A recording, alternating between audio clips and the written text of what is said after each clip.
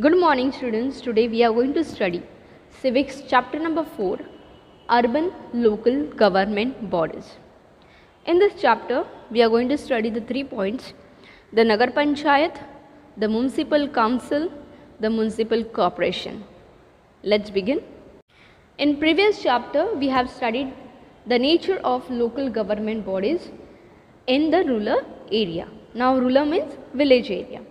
So in the village area, which are the local government bodies are there that we have studied in our previous lesson, like Gram Panchayat, Panchayat Samiti, Zilla Parishad. So these are the local government bodies which we have in a rural areas or in a village area.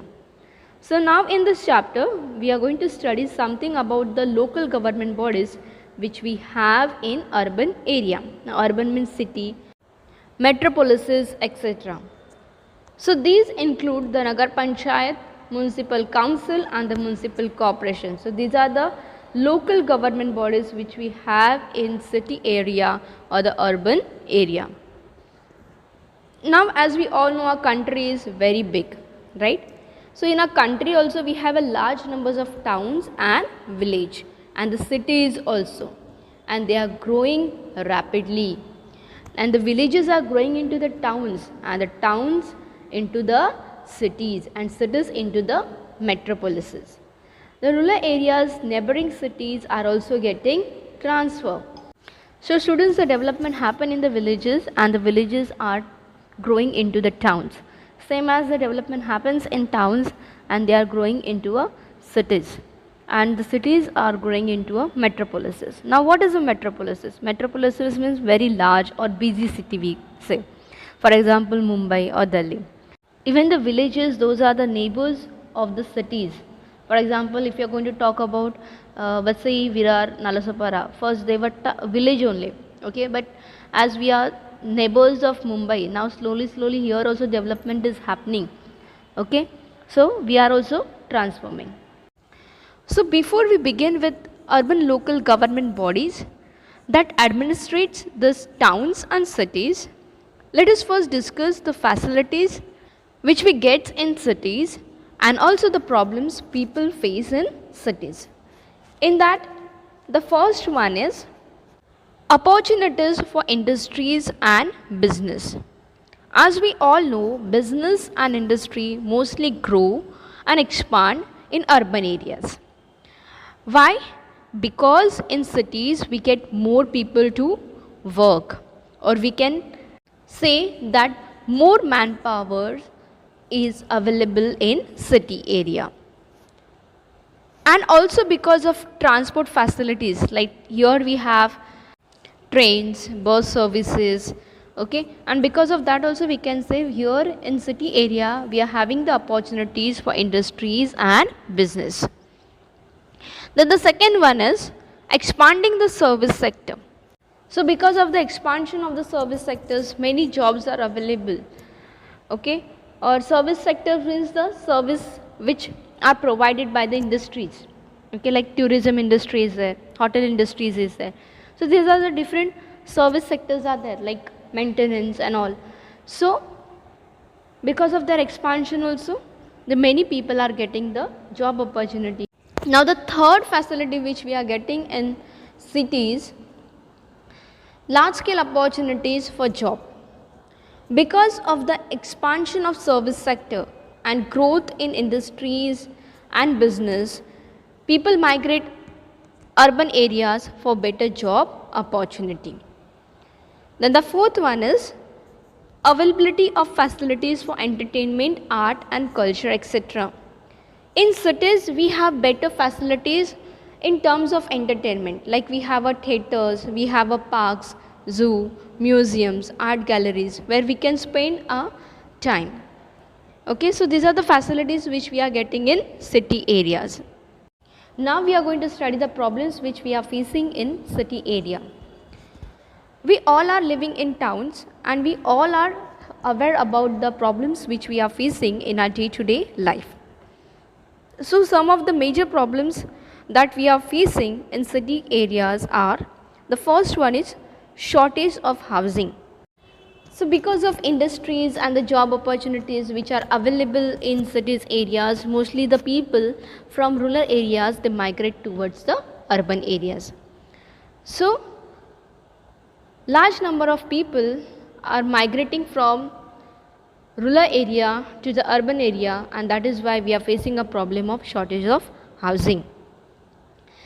There are large number of people, they are living together in one house, and it become very difficult or uncomfortable for them to live in one house. And what is the solution for that? The people keeps on constructing the small rooms and house beside each other, which leads to insufficient in space. Shortage of housing also leads to a slum. For example, the slum area which we have in Mumbai. Okay, and why it is happening? Because of the shortage of the space and the shortage of the housing, we can say. Now the next one is traffic congestion. More number of vehicles leads to the traffic congestion or a traffic jam. Now this traffic congestion is a major problem which leads to the wastage of fuel and time. And because of the traffic, we have seen many people are fighting with each other. Even the road accidents are also happening. So why this traffic jam happen? Because many times in city area, people are traveling from their own vehicles, okay, private vehicles. They are not using a public vehicles like bus services we have, trains we have. So they are not using that, and because of that, the traffic jam is happening on the road. Also, because of traffic jam, because of the traffic, the air pollution and the noise pollution is more in urban area. Now the next one is problem of disposal of waste.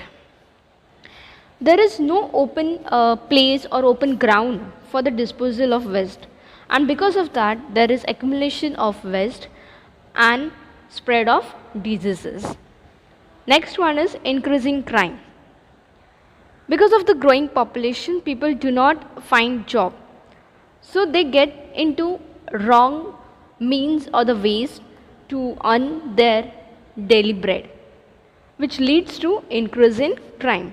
People get into robbery, chains snatching, etc. So these are some of the most common crimes that we are getting to hear in our day-to-day life in a city. Now the next one is a large proportion of population in slum, where the standard of living is relatively low.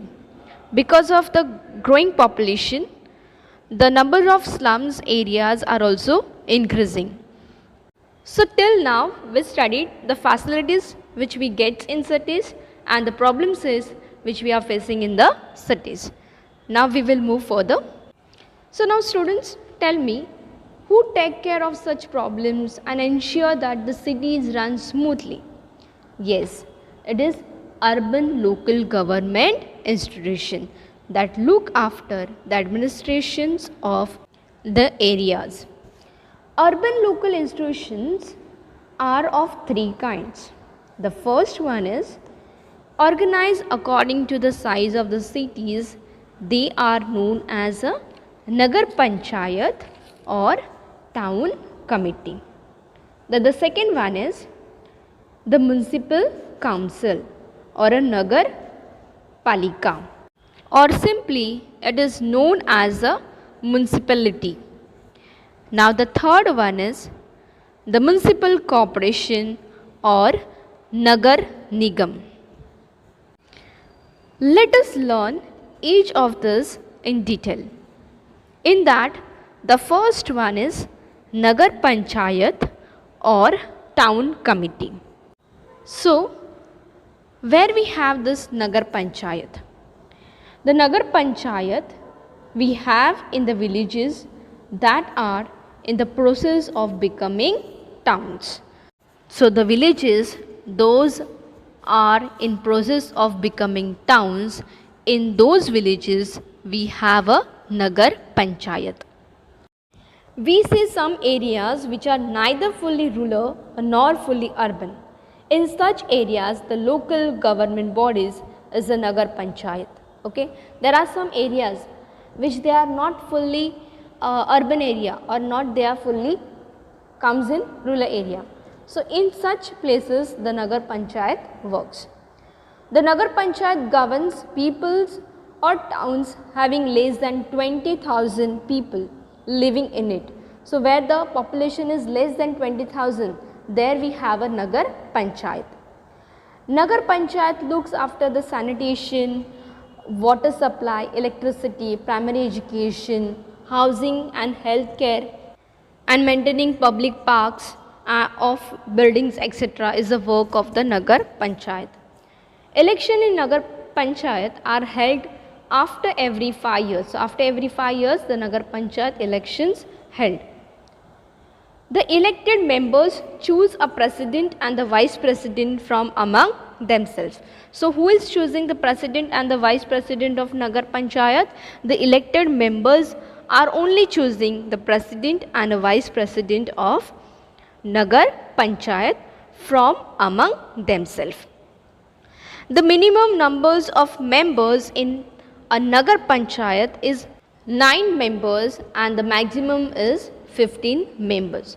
So how many members we have in Nagar Panchayat? Minimum 9 and maximum 15. Now let us see what a municipal council is. Municipal council is a form of the local government bodies for the small cities. Municipal council form in cities and a town where the population is between 25,000 to 1 lakh. So an area where the population of people is more than 25,000 and less than 1 lakh, in such area we have local government body that is known as municipal council. Election to the municipal council are held every 5 years. So here also the elections for the municipal council also held after every 5 years. The elected representative function as a corporators, and from among themselves they choose the president and the vice president. The president of municipal council is the chairman of all its meetings. He controls the working of councils and keep a watch on financial administration of the council, that is all money related matters or the functions he keep an watch. So who is keeping a watch on everything? President. In the absence means if the president is absent, he is not present, then vice president look after the work of the council. Now you understand what is the work of a president? He conducts the meeting. He is the chairman of all the meetings. Okay, and he controls the working of the council and keep watch on financial administration. Financial administration means money related matters. And in the absence of president, who look after the work of the council? The vice president. Now we are going to see the functions of the municipal council. There are some functions that are binding on the councils, which means it is essential or compulsory for the council to carry out, maintain its functions, and they are known as obligatory functions. In that the first one is lighting of public streets. Every street, road, path should have a proper light. It is duty of municipal council to look after it. Now the second one is providing drinking water. So every area of the city should be provided proper pipeline and time to time water supply. Then the third one is public hygiene. Roads, public toilets, water tanks should keep clean, and the municipal council should keep check on the problems related to the public hygiene. Then the fourth one is sewage disposal. What does it mean? It means that disposing of wastewater that comes out of factories, houses and industries. So it is the responsibility of municipal council to make provision to time clean of sewage, gutters, etc. and the proper disposal of sewage.